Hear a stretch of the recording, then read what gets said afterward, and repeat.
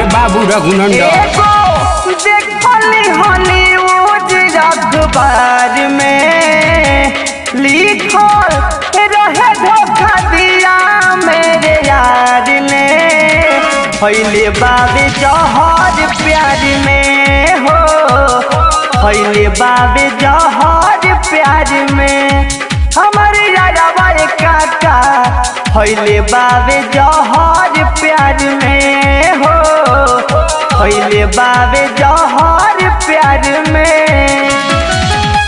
अरे का जमाना आ गए बाबू पहले बाबे जहर प्यार में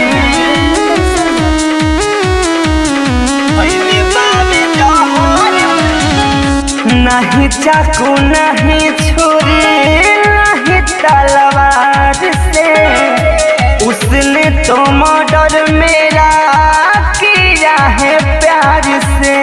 अरे ये कौन हथियार आ गए बाबू नहीं चाकू नहीं छुरी नहीं तलवार से उसने तो मर्डर मेरा किया है प्यार से।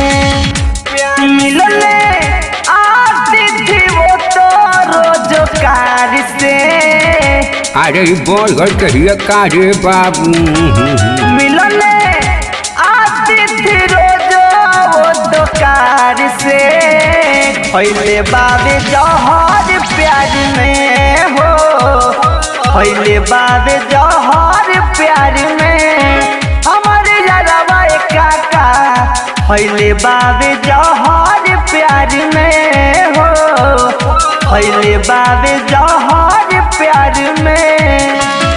अरे जाए रे बाबू तू मत पड़िए एक दूरी के चक्कर में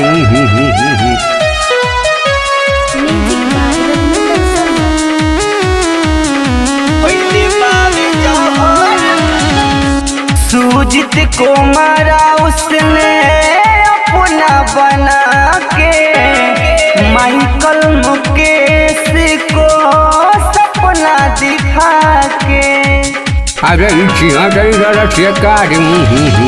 सूजित को मारा उसने अपना बना के माइकल मुकेश को सपना दिखा के। रघु नंदन नहीं पड़ना उसके जाल में रघु नंदन नहीं पड़ना उसके जाल में पहले बाबे जहर प्यार में हो पहले बाबे जहर प्यार में हमारे यारवा काका पहले बाबे जहर प्यार में हो पहले बाबे जहर प्यार में। एशियन रिकॉर्डिंग स्टूडियो जतौर बाजार।